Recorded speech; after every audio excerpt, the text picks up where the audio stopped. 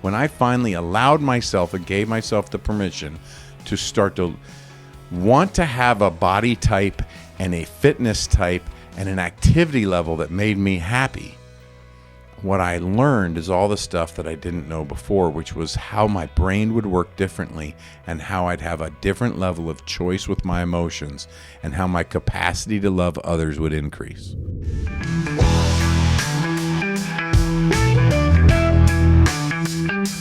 Welcome to the Point with Jeff Spikes, the show about achieving goals, embracing growth, and finding your true path.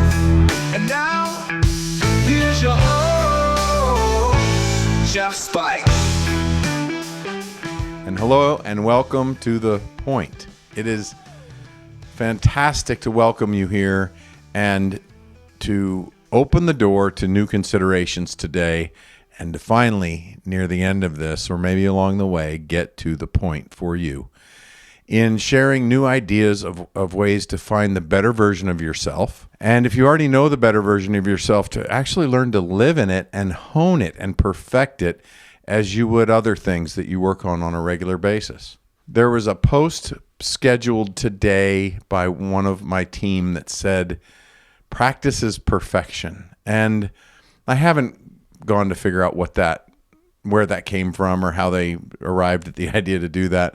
But it's not what you might normally hear come from me. You know, I almost pulled the post down and asked people where it came from and dug into it. And instead, I commented on it because I think it's such a great conversation to think about what is perfection. What do you think perfection is? Is perfection something you look for, you chase, you think is possible? Is perfection a construct for you that includes some imperfections so it's perfectly human? Is perfection what you believe to be an ideal state? Perfection can be so wrapped up in perception and the ideas of what we think that might be. To be clear, I want you to think about how practice is not perfection.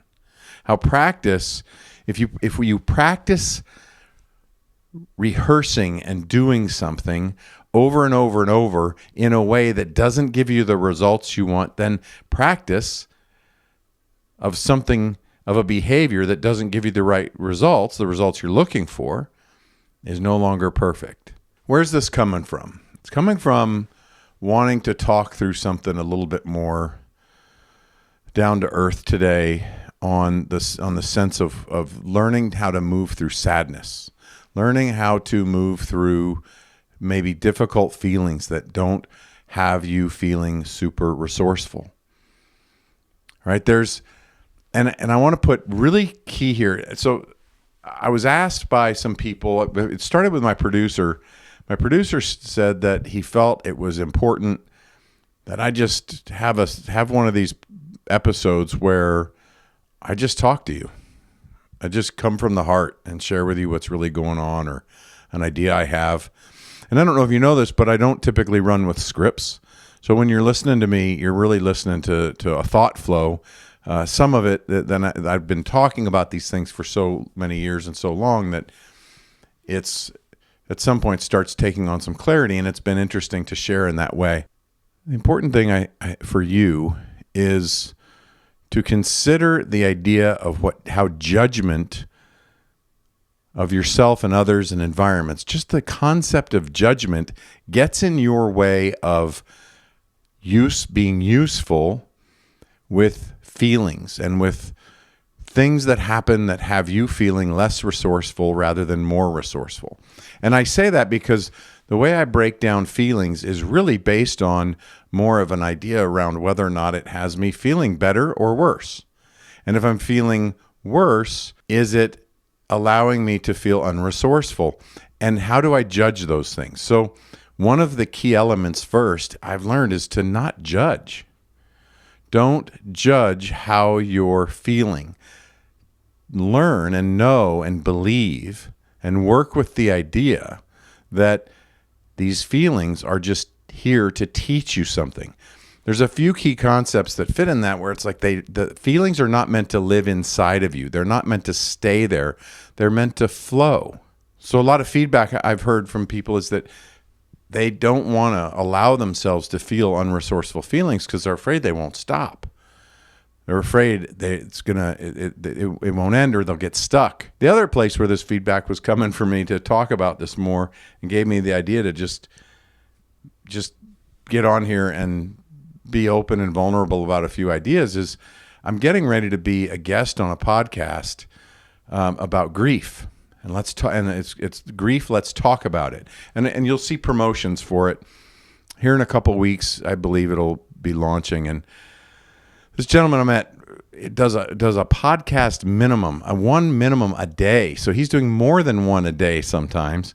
And his entire mission in his work is to help people talk about grief and learn what's hidden in that grief and how things can benefit us. And he and I had a really interesting, fairly long conversation to kind of preset the whole idea of what we're going to talk about and just get to know each other, so we'd have some type of a relationship and be able to have a thought flow with each other. And it got me thinking about a lot of things. So we also had a few guests that had sent me DMs talking about how I'm always upbeat. I'm talking some real things and I'm really kicking out some ideas, but you're hearing, I guess some of you feel like you're hearing more of a message than a connection. And podcasts are also meant to be a connection. Now, part of that reason is because I learned the value of speaking in the world of saying you and talking to you directly. And I hadn't considered doing that before. I had been trained in speaking to speak from a we, an I, an experiential type of situation of either something I've experienced or someone I knew had experienced, and things that were actually happening.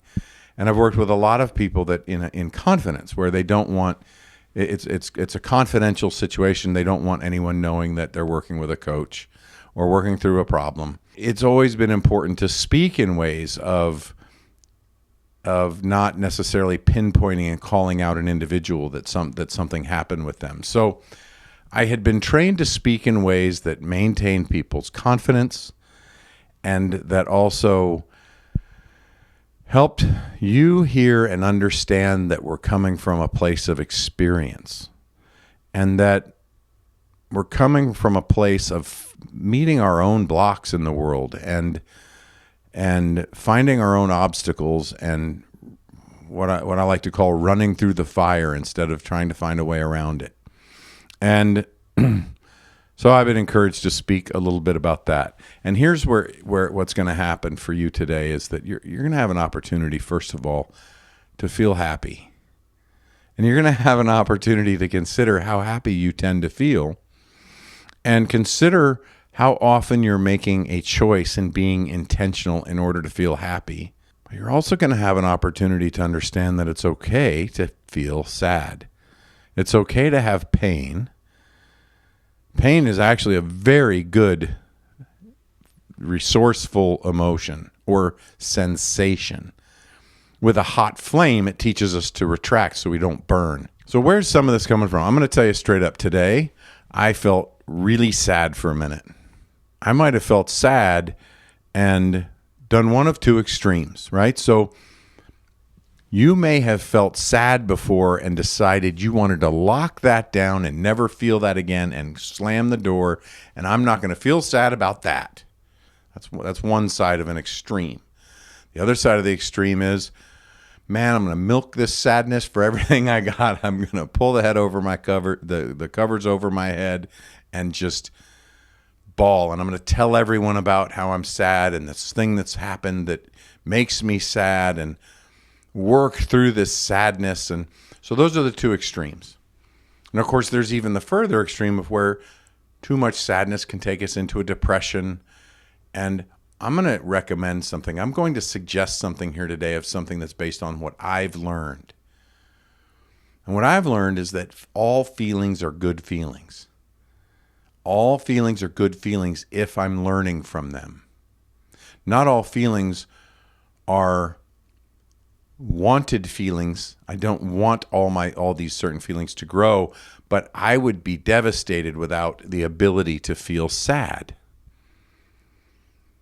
So today I took a break. I stepped aside, I sat down, and I allowed myself to feel sad.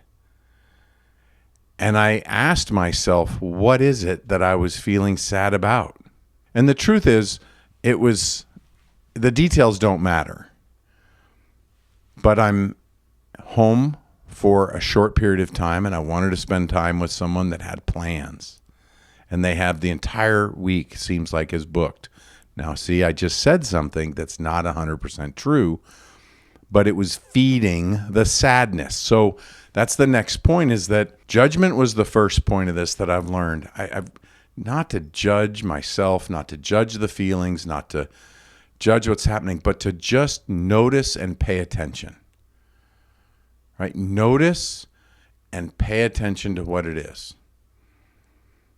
You know, the next piece of this, when we talk about feelings, is to breathe into them and let them happen, right? Allow them to be there for a minute, but not to allow myself to think in a way that fuels the fire. I was listening to an Abraham Hicks recording one time, and I was in a room full of people, and most of the people took on this attitude. It wasn't a very big room, so it was fairly intimate. We knew everyone in there. It was 6-8 people.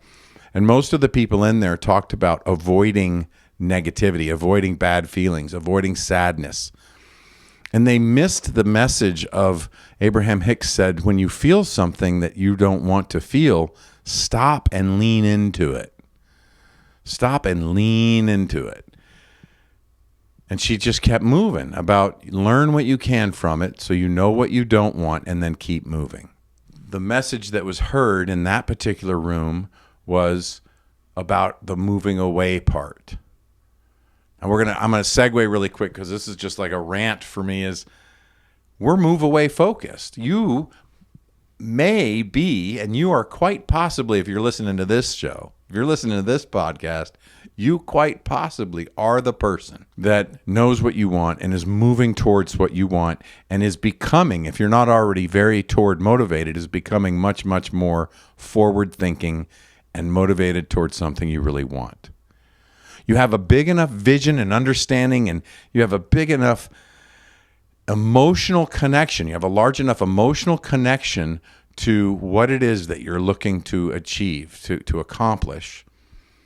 You can feel what it's going to be like to be in that situation where you've won, where you've achieved. And because that's who you are if you're listening to this show. However, if you're finding that you're the person who's still more away from motivated, well, there's part of the answer, right? If we're hearing, when we hear those types of things, the away from part, then that's a sign that we're more away from motivated, because that's what we focus on grows. So that's what we notice.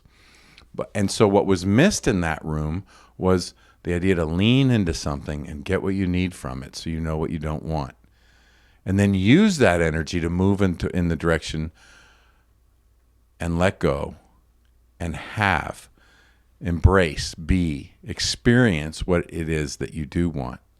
So I'm not going to remember all of the points of that particular Abraham Hicks moment, but what I do remember more than anything is that there's that encouragement that I caught much later in hindsight. This idea of that she was saying lean into it, and that there is a process to leaning into it. However, I will say that I think most people shy away from talking about what that leaning into looks like. So there's a couple of key elements I found, and if I'm leaning into something long enough, and what is long enough changes depending on the situation, I tend to instinctively know when I've leaned into it enough. I didn't always trust myself to know when to stop leaning into something that didn't feel good, because I did have a history of leaning too far into it and wallowing and feeling bad from it, the victim mentality, and thinking of things that had happened to me and then belaboring it, thinking that that was the way through. The construct that I have to go through this rigid, horrible process and barely climb through this quicksand and this mud to get to where I'm going. And that makes me more, that improves my ability to prove that I can achieve, and it basically substantiates me as a human being. And I'm here to tell you that none of those things work. None of those things work. They never worked for me. What does work for me is noticing when I'm judging a thought or a feeling, noticing how different thoughts help me feel one way or the other, and not avoiding the thoughts that I would have previously judged as negative, but notice them and have the confidence to know that they're not going to get me. They're not going to overtake me, right? And here's another concept. If you're a person that believes that a sad feeling, a bad feeling, something that you've got judged as a terrible feeling can overtake you and overwhelm you and consume you, then a positive, fantastic, wonderful feeling can also consume you. And you might find that you're living on extreme perspectives of feeling really, really good when you feel good and feeling really, really low when you feel low. And that's okay too.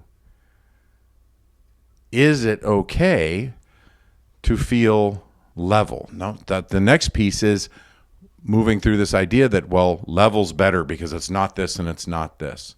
Well, what if that's you, and if you're feeling those extremes and you're thinking that a level is better, a lot of men out there, you men, you know who I'm talking to. You know I'm talking to you.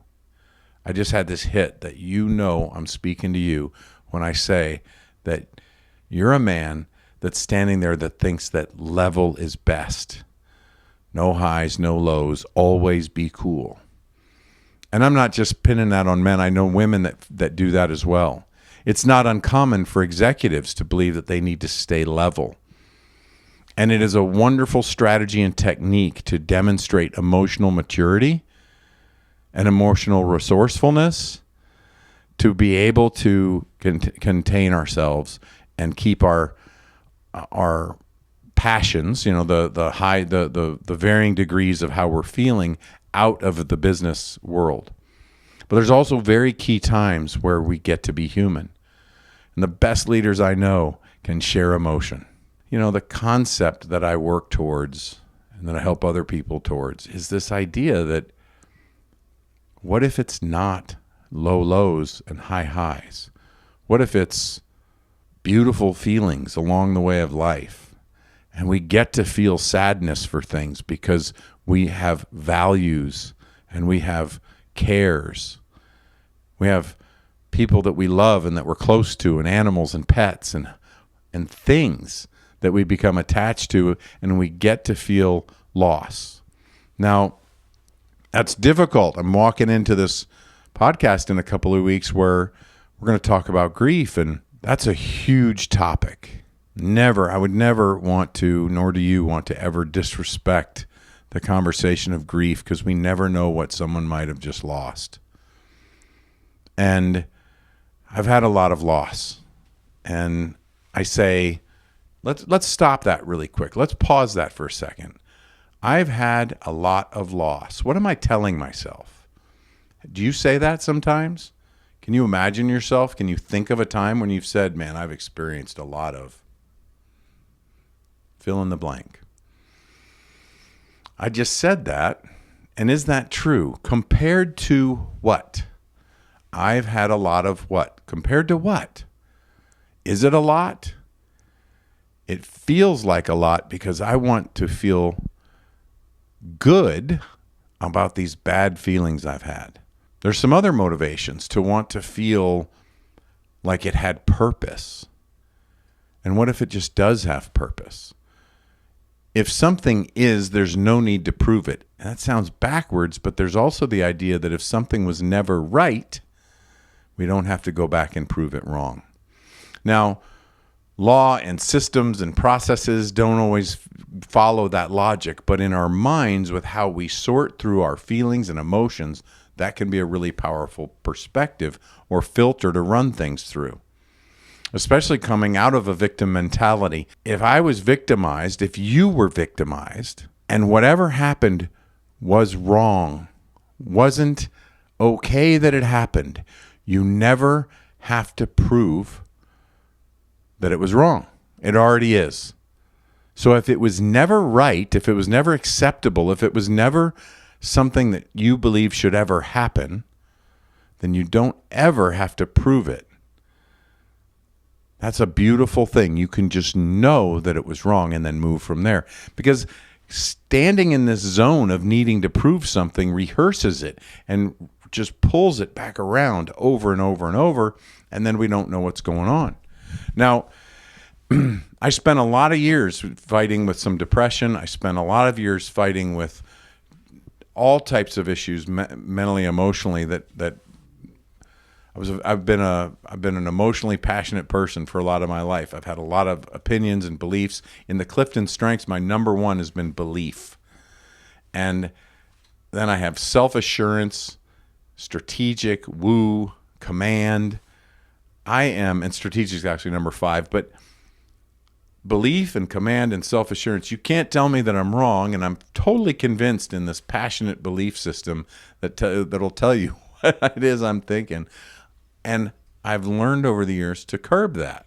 Just like you can pick up your strengths and look at strengths from many different filters, and then start to really consider different ways of being that make you that much more effective and make it that much more easy and effortless to get forward towards what you're wanting to achieve or accomplish. So now this all started from this idea of sadness and happy, and do we need to avoid having feelings, and are feelings good or bad, and removing judgment, and then managing our thought process. If you can manage your thought process, if you've moved past the hurdle of judging everything you're thinking and feeling, and can move into a place of acceptance of just, this is how I felt, and observe it and notice it. If you're there, then the next thing is to manage the thoughts that allow you to be intentional about how you're moving in and out of those feelings, to gain what you need to move in the direction you want to move in. Now, what are the things that have been pertinent for me moving on in that world? One is I had to get out of the world of living obese. And I thought I had a million thoughts. That's an entirely different topic of conversation about what that even looks like, but I had to get myself out of the place of living that way. For me, I was miserable. And what I didn't know is what I learned on my way to not being extremely overweight. Now that is a whole nother show. But so the first thing that's my personal story. If you're heavier and you're on that spectrum of whatever the government says obesity is, and you're happy with your weight and you're in a place where that is beautiful. Stay happy, stay where you are. I'm not trying to get you to change. I'm saying I had this experience where when I finally allowed myself and gave myself the permission to start to want to have a body type and a fitness type and an activity level that made me happy, what I learned is all the stuff that I didn't know before, which was how my brain would work differently and how I'd have a different level of choice with my emotions and how my capacity to love others would increase. Because you can take on the idea of taking better care of yourself regardless of what your ideal weight is for you. This is not about weight. This is about finding your ideal self and the way you choose to be based on your identity of choice. You get to choose to be the person you want to be and wrap your identity around yourself in a way where you're authentic, you're intentional, and you get to really honor and be you. The saying that no one can do better at being yourself than you can. Nobody can do better at that than you. The other thing that happened is I've been doing a lot of interviews. So I'm engaged with the client, and we're really looking at having specific talent on board to help do what needs to be done, and in a very specific and intentional way. So I've been doing a lot of interviews, and I love asking people, what do you want? What's your ideal job? I'm, again, amazed at how many people don't either connect in that environment to what you want, right? So when you're sitting in an interview for a job that you want, how well connected are you to what you want outside of that bubble of environment of that job? And then how prepared are you to speak about what you want? A perfectly good answer is, I want this job. I want to be working for you or for whoever my boss is meant to be very quickly. But still, I'm impressed with how many people are, well, I'm not sure, or I don't know, or I know what I don't want. Those are a lot of very common answers. Who you surround yourself with is important. And that doesn't mean that you can't be around people that have behaviors that you don't like or you won't have, because there is a level of tolerance and acceptance of love that allows people to be who they are. And it's perfectly acceptable to go get around people that are doing something better than you are so that you can learn and grow and be stretched to want to be improved, want to do something better than you were already.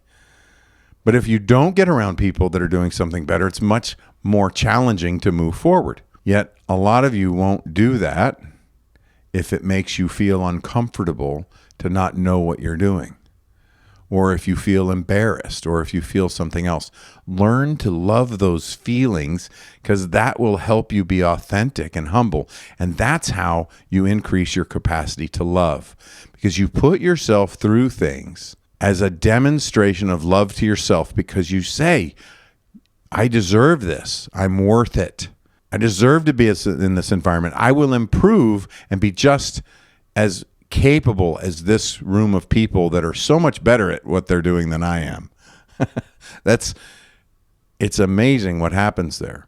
So the things that really were game changers for me, one was being intentional and taking care of myself physically in nutrition and body movement and fitness, so that in a demonstration of love for myself, it was very specific in that I had a mantra that said, every time, I still use this, every time I go to the gym, I say, every time I'm in the gym, I get stronger, and everyone I know and love gets stronger, and my clients get stronger, my children get stronger, everybody gets stronger.